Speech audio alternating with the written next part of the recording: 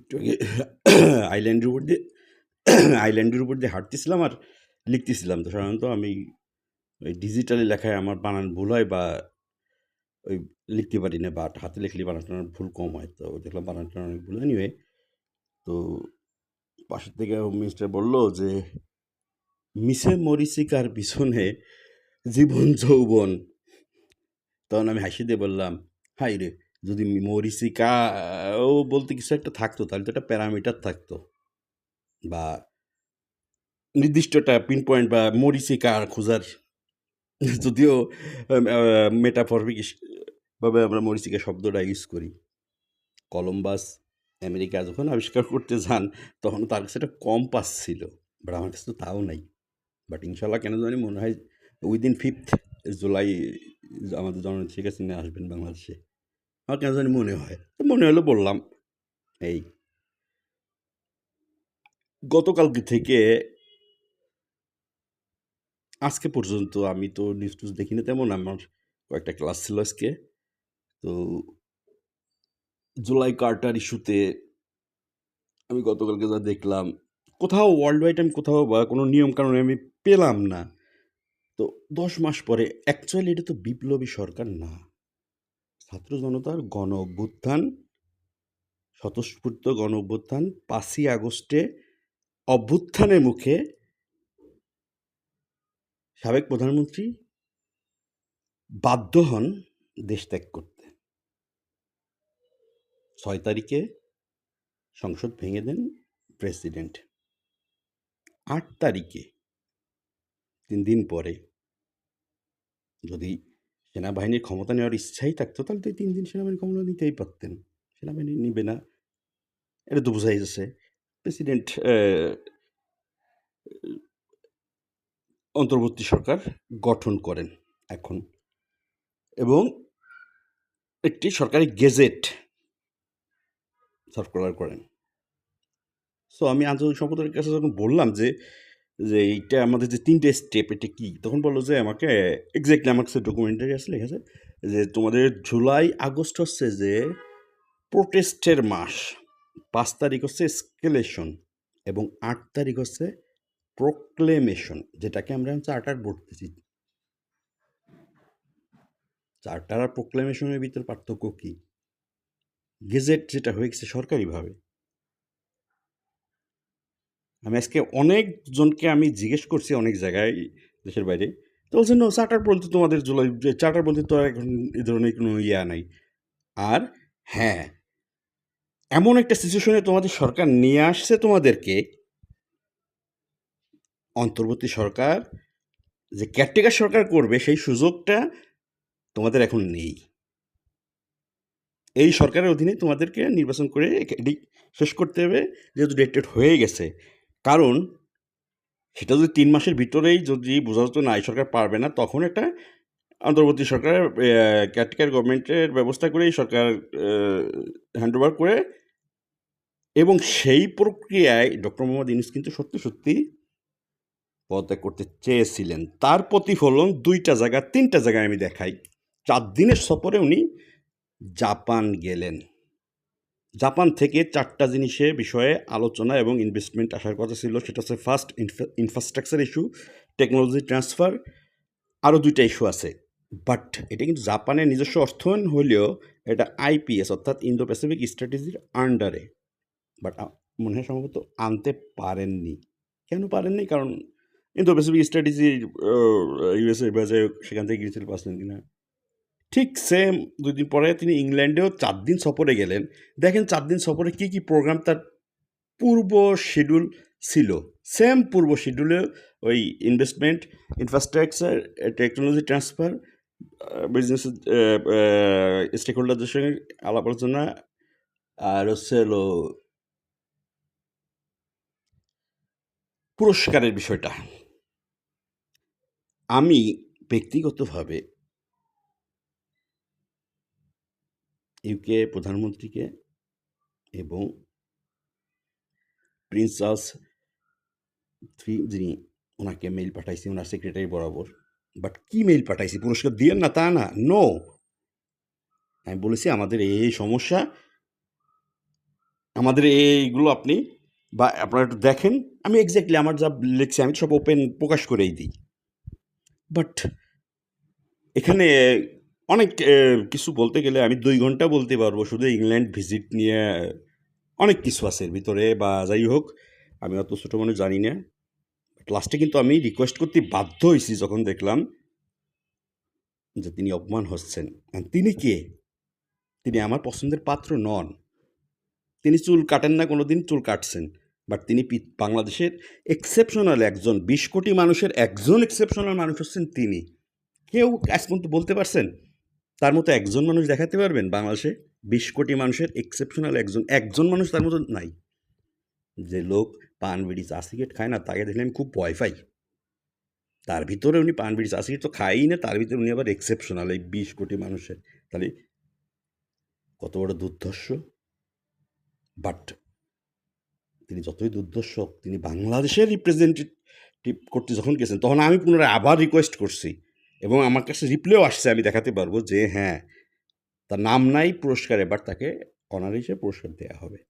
পরবর্তীতে তারেক রহমান সাহেবের সাথে গিয়ে মিটিং হয়েছে না হয়েছে। তো জাতির উদ্দেশ্যে উনি ঈদের আগে যে ভাষণটা দিলেন, কখনো এর আগের ভাষণ কিন্তু স্ক্রিপ্ট দেখে মুখস্থ এরকম বলেন নেই, কোনো হাসি ছাড়া বলেন নেই, একদম মুখস্থ গদ করে লেখা যায় তাই বলতেছেন। এবং পূর্ব ঘোষিত এটা ছিল না। উনি আসলেই চলে যেতে চাচ্ছিলেন, তার প্রমাণ হচ্ছে এই ৩টা জিনিস। বাট दिल्ली का लड्डू जो भी खाएगा वो भी पछताएगा, जो भी ना खाएगा वो भी पछताएगा। এর বাইরে কোনো থিওরি নেই। চিটাং বন্দর প্রথম ভিজিট তার চায়নার যায় তাইওয়ানের ইস্যু কেন? তাইওয়ান, চিটাং বন্দর সবই তো ইউএস। এখন তিনি যেহেতু পারতেছেন না বা ইউএসের, এখন ইউএসের মন পূরণ করতে গেলে আমি ডাইরেক্ট বলি যে আমি হ্যাঁ ইউএসের ফার্স্ট পলিসি আমি ফলো করি এবং আমি not India, not China, not Russia, but not India. আমার ইন্ডিয়া হচ্ছে আমার প্রতিবেশী, আমার বন্ধু, তাদের সাথে আমার অন্যরকম রিলেশন। বাট আমার মাস্টার ভ্লাদিমির পুতিন সহ শি জিনপিং এবং মিস্টার ট্রাম্প, তিনজনের ৩ ধরনের কালচার, তাদের কাছে আমি প্রতিনিয়ত শিখি। কিন্তু সেম জিনিসটা এখানে আমাদের এখানে ইউএসের খুব বেশি স্বার্থ নাই, আবার অনেক স্বার্থ আছে ব্যালেন্সিংয়ের। সেই স্বার্থ রক্ষা করাইতে গেলে ইউনূস সাহেব আসলে উনি ডিপ্লোম্যাট না, উনি বিজনেসম্যান না, উনি এবং যাদেরকে নিয়ে আসছেন আফ্রিকার যে ২ জন নামকরা প্রেসিডেন্ট আছেন, ৩০ বছর বয়সে একজন ক্যাপ্টেনও আছেন, উনি যদি থাকতেন আমার মনে হয় বাংলাদেশ থেকে উনি আমাদের ইউনূস সরকারের মতো ওনাদেরকে ১ সপ্তাহ রাখতেন না। কেন রাখতেন না? নীতি নির্ধারক যারা আছেন অন্তর্বর্তী সরকারের, তাদের স্থাবর এবং অস্থাবর সম্পদ এবং সম্পত্তি কয়জনের বাংলাদেশে আছে, এবং এই নীতি নির্ধারক সঞ্চালন করার জন্য যাদেরকে আনছেন তাদেরও স্থাবর অস্থাবর সম্পদ এবং সম্পত্তি কয়জনের বাংলাদেশে আছেন। তাহলে এখানেই তো প্রশ্ন চলে আসে,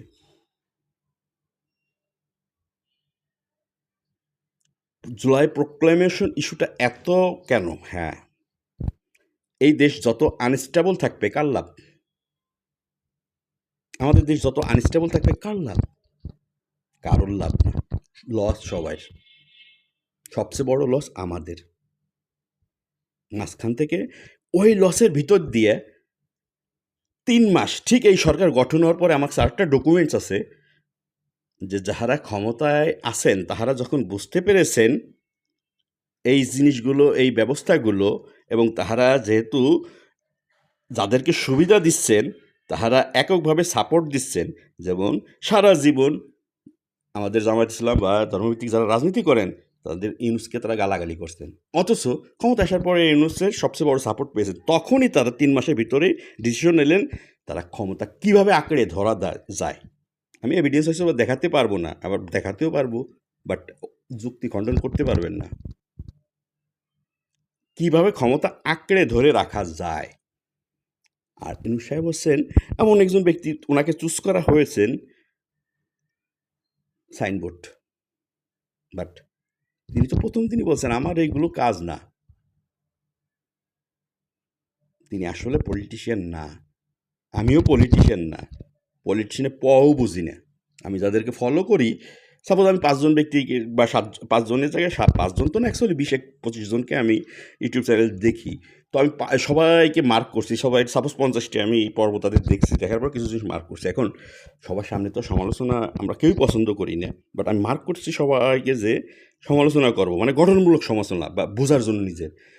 কিন্তু হয়তো বা কারোর যোগাযোগ নাম্বার নাই বা কারোর আছে, হয়তো বা আমি ২ দিনের ভিতরে চাইবো, এবং যদি সময় দেয় তখন যাই আমি তার সামনে বসে আমি তার সমালোচনা করবো যে ভাই আমি জিনিসটা বুঝতেছি না, আমার মনে হচ্ছে আপনার জিনিসটা ভুল আসছে, তখন আমার ভাঙাই দেন। তখন নিশ্চয়ই তিনি রাগ হবেন না, কারণ এই ২১ জনের আমি নেগেটিভ সাইডগুলো বাইর করছি। তাহলে কেন আমি নেগেটিভগুলো বাইর করলাম?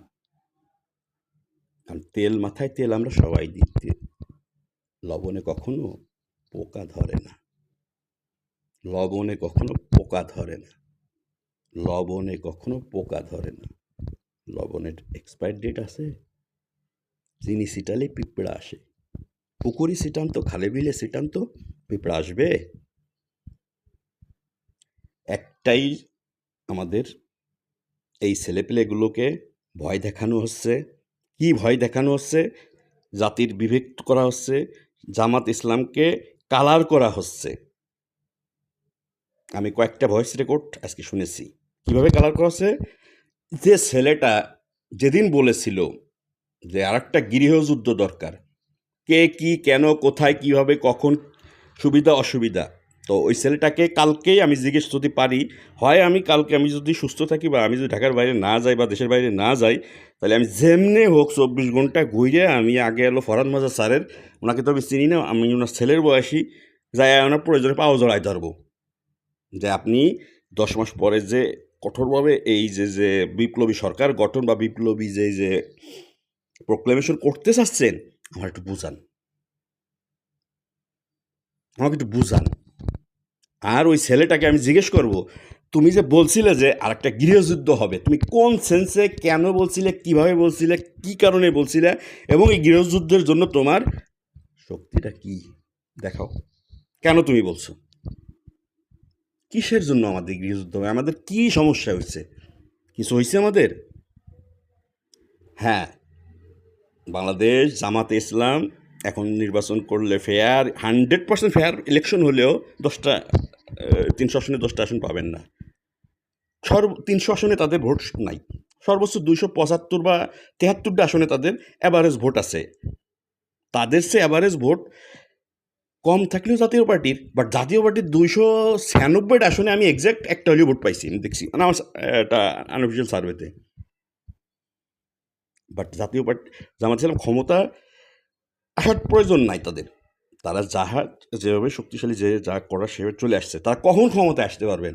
তারা ক্ষমতায় যখন আসার পরে বা ক্ষমতার সাথে থাকার পরে বিএনপি সরকারের সঙ্গে তারা ছিলেন না, মন্ত্রী ছিলেন না, সেই মন্ত্রী সম্বন্ধে কি আমরা কোনো কমপ্লেন দিতে পেরেছি? বাট সেটা ভুলে গেছি। হয়তো বা আরেকটা কোয়ালিশনে তারা যদি এবং দু একটা করেন, এইভাবে জনগণের আস্থা অর্জন করতে হবে।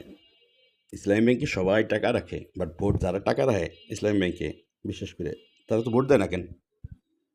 আমার পরিবার থেকে আমি সার্ভে করছি, কারণ খোলামেলা বা কিছু জিনিস, আগে রক্কেটা বলতাম আমরা জামাত শিবিরকে, আমি ঢাকা ইউনিভার্সিটি আমি যেমন দেখিনি কখনো, বাট শুনছি তাণ্ডব রাজশাহী ইউনিভার্সিটি, বাট এখন আর দেখি না। তো কালারটা কীভাবে করা হচ্ছে, জামাত শিবিরের হাতে অনেক অস্ত্র, তারা ব্যাপক শক্তিশালী। জুলাই মাসে যদি শেখ হাসিনা আসেন, তাহলে এসপার হবে, একটা গৃহযুদ্ধ হবে। এবং যেবা যাহারা বড় ভাই ব্রাদার পণ্ডিত বুজুর্গ পীরে কামেল জনাবে হজরত মৌলানা শাহ সুফি কারি হাজি পাজি, এই নাহিদ সাহিদ পাহিদ কাগল ছাগল পাগল দুধ খা বাসুর, এই বোতলের বাড়ি খাওয়া তুই করে বললাম, তুই করে কেন বললাম যে আরেকটা গৃহযুদ্ধ হবে, এই শব্দটা তোর মুখ দিয়ে কেন বেরোলো? আমি তুই করে বললাম, তুই আমার ইউনিভার্সিটির ছোটো ভাই, তুই এক অ্যান্সার দিতে গেলে তোর চোখের পানি নাকের পানি এক হবে যদি শুধু এই অ্যান্সার, এই একটা প্রশ্নের অ্যান্সার যদি আমার 12টা না আমার 14টা অ্যাঙ্গেলে আমি যদি জিজ্ঞেস করি, কেন তুমি এই কথাটা বলতে গেলে? গৃহযুদ্ধ হবে। গৃহযুদ্ধ কি হয়েছে আমাদের দেশে? কি হয়েছে আমাদের দেশে? 10 মাসে কি দেখাতে পারছো তোমরা? তুমি 5 কোটি টাকার নিচে নেও না, রেকর্ড দেখবা আমার কাছে? সিনেমা হলে যে বসে থাকলে কি হবে? বাট ইউ 5 কোটি টাকা তুমি নেও না, আমার কাছে ডকুমেন্ট নাই, বাট তোমার ক্লোজ লোকের ডকুমেন্ট একদম লাইভ দিয়ে দিচ্ছে।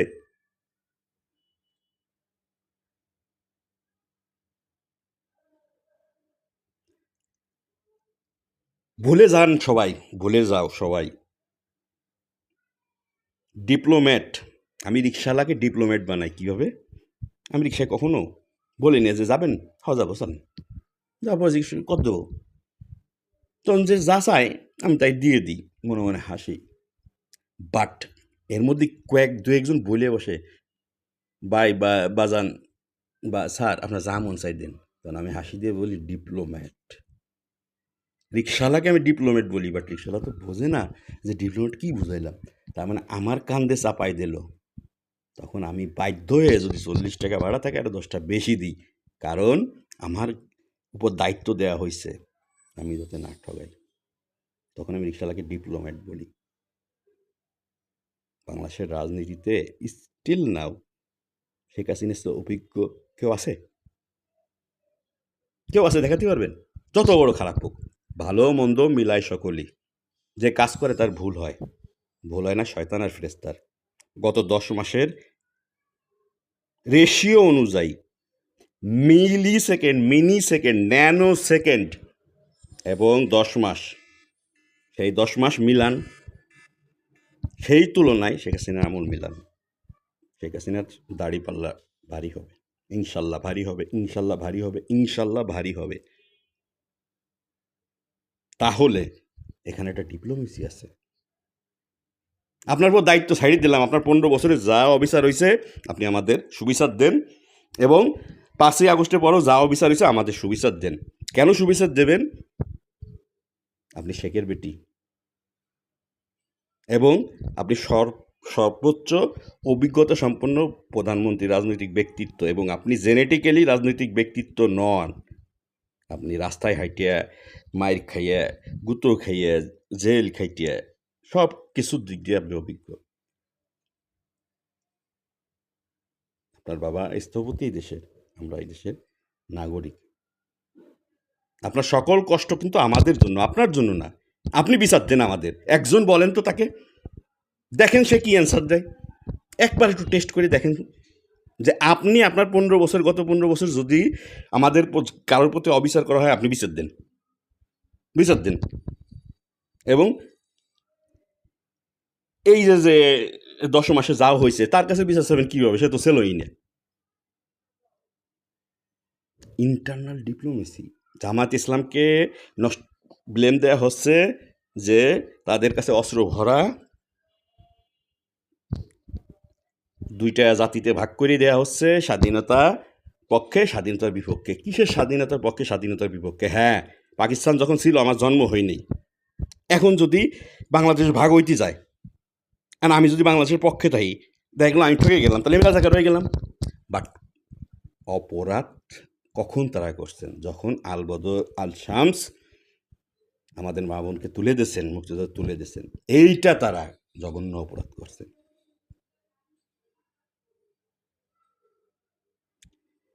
আমাদের এই জিনিসগুলো আর প্রজন্ম থেকে আমরা টানতে চাই না, আর টানতে চাই না।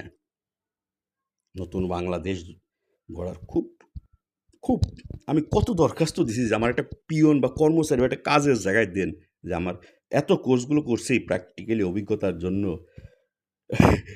ওই যে আমি তো জানি যে দিবে না বা যাই হোক আর কি, তারপর কেন চাই? কারণ না বাসে না কারণে নিজের কথা আর কি বলতে হয় যে, বাট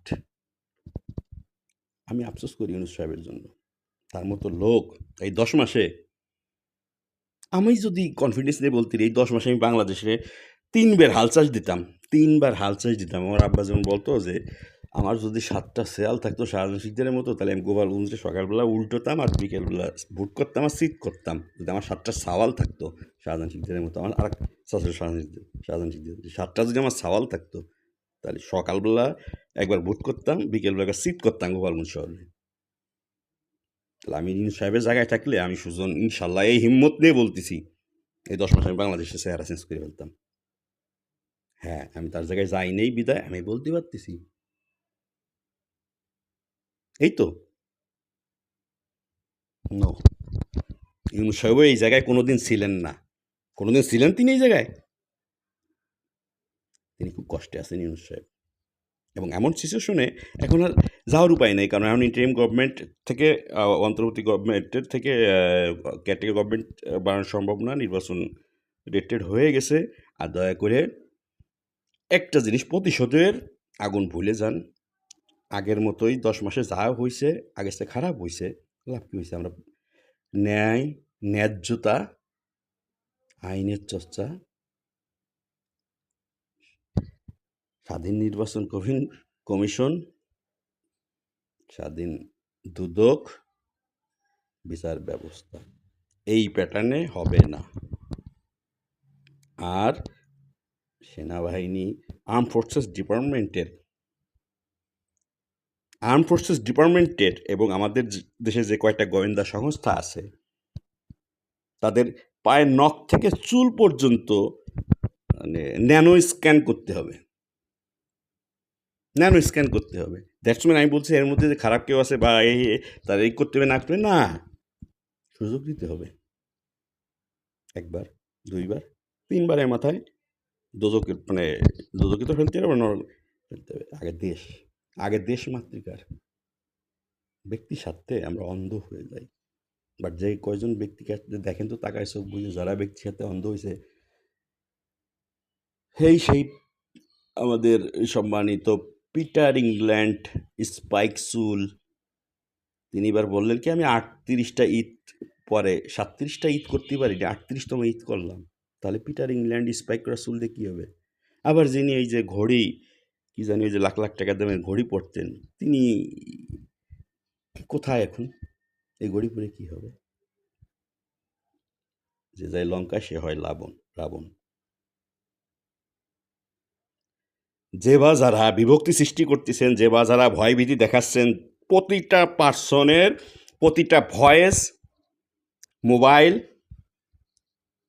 ইউটিউব চ্যানেল, ফেসবুক, দেশের বাইরে, আর সর্বোচ্চ হয়তো বা 1 মাস পাবেন ইনশাল্লাহ, যদি কেউ আন্তর্জাতিক সম্প্রদায় বা জয়েন্ট টাস্ক ফোর্স যদি না করা বা আমাদের দেশের আইন ব্যবস্থা না নেওয়া হয় উস্কানির জন্য, আমি সুজন নেব তাইলে। কারণ উস্কানিটা খুব খারাপ। এই যে বাচ্চা ছেলে পেলে টেনসিপিরা করছে, একে যদি ভয় দেন ওরে শেখ হাসিনা সে তোকে সব করে ফাঁসি হবে, গোড়ার ডিম হবে। ওকে বলেন যে তোরা শেখ হাসিনার সাথে যোগাযোগ করে বল যে আমরা এই করছি, আপনি এখন বিচার দেন, 15 বছরও বিচার দেবেন, এখনও বিচার দেবেন। দেখো তোমরা শেখ হাসিনা কী বলে তোমাদের। তোমরা শেখ হাসিনাকে জানো নাই, চেনো নাই, দেখো নেই। আর তোমার যারা দেখছে চেনছে, তারা কালপ্রিট তোমাদেরকে ইউজ করতেছে। এহার বাইরে একটা শব্দ নাই, একটা লাইন নাই। আমি শেখ হাসিনা চিনি না, খালেদা জিয়াও চিনি না, তারেক রহমান চিনি না, আমি আমারও চিনি না, আমার সন্তানদেরও চিনি না। আমি একটা জিনিস চিনি, ন্যায়, ন্যায্যতা, 2 চোখ প্রথমে সমান, ন্যায্যতার ভিত্তিতে। জুলাই আগস্টে হত্যাকাণ্ড শুধু আওয়ামী লীগ করিনি, হ্যাঁ করছে না, আমার নিজের চোখেই তো দেখছি। যে ভিডিও ফুটেজগুলো আছে যে রাধাবর থানাতে গুলি করতে করতে বেরোয়গুলো কে, যুবলীগের তুহিন ভাই যে উনি আরেকটা ওই যে ওরে শ্যামড়া রে ছাত্রলীগের সেক্রেটারি কিছু আর ওরে মোটর সাইকেল রে, এই 2জন গুলি দিতে পারাই গেল। তা আমি কি এটা অস্বীকার করতেছি? আমি আওয়ামী লীগ করে আমি অস্বীকার করতেছি? তারপরে নানকের সাহেবের 2 সওয়ালের জানাই তো মোহাম্মদপুর শেষ। 2 ছেলেকে নানকের, একটা হলো তুহিন ভাই আর একটা হলো যে কমিশনার। তো 2 কমিশনার যে গুলি হচ্ছে ওপেন। তো এইসব ভিডিও ফুটেজ আছে, দে আর নট পলিটিশিয়ান। তাদের ব্যাকগ্রাউন্ড কি দেখেন, জন্ম স্টোরি থেকে। সন্ত্রাসীদের কোনো দল নেই। তাহলে আওয়ামী লীগের করলে জামায়াতের ভিতরে যদি কেউ থাকে তারও বিচার করতে হবে, ভাড়াইটে কেউ থাকলে তারও বিচার করতে হবে, বিএনপির যদি কেউ থাকে সেটাও বিচার করতে হবে। একদিনের বিচার হবে? খালি আওয়ামী লীগের বিচার হবে, আর বাকিদের কেউ বিচার হবে না। পুলিশে আওয়ামী লীগ মারছে, আর অস্ত্র লুটপাট যা হয়েছে, যা উদ্ধার হয়েছে, ভদ্রভাবে আমরা তো গন্ডগোল চাই না রে ভাই। সরকার ডিক্লার দিক বা আইন শৃঙ্খলা পুলিশ ডিক্লার দিক যে কোথাও কারোর কাছে যদি অবৈধ অস্ত্র থাকে কিছুই বলা হবে না। হ্যাঁ, একটা বিরূপ পরিস্থিতিতে যা হয়েছে না হয়েছে হুইমজিক্যালি হয়ে গেছে, অনেকে হুইমজিক্যালি করে ফেলছে। অতএব যা যেখানে আছে তোমরা ডাস্টবিনের ভিতরে ফেলাই দাও বা অমুক আশেপাশে, বাট 5 দিন বা 10 দিন 15 দিন সময় দিলাম। এরপরে কিন্তু যে তল্লাশি করে যা পাওয়া হবে সেইভাবে তারপর ব্যবস্থা নেওয়া হবে। আমি যে কথাগুলো বললাম রাজনৈতিক কথা বললাম, রাজনীতির কথা বললি তো চোদ্দ কয় চুরিয়র থেকে আরস্তের কয় সজাগ থাকতি। আমাদের দেশে রাজনীতি করার এখনও পরিবেশ হয়েছে? কেন রাজনীতি মানুষকে ঘৃণা করে? কেন মানুষ রাজনীতিকে ঘৃণা করে? এই যে নাইট সাইড যারা আছো, তোমার বাপ মারে জিজ্ঞেস করো তো, তোমার বাপ মা ভালো কয় না দিন রাত 24 ঘন্টা তোমাকে নিয়ে চিন্তিত থাকে কিনা, আমার ছেলেরা ভালো আছে কিনা, কি হলো, বিপদে পড়লো কিনা? বাপ তো হও নেই নাহিদ, টের পাবা যেদিন বাপ হবা।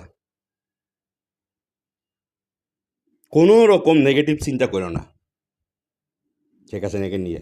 আল্লাহর দোহাই লাগে, তার কাছ থেকে ভালো কিছু পাবা এবং ভালো কিছু আদায় করে নাও। ধন্যবাদ।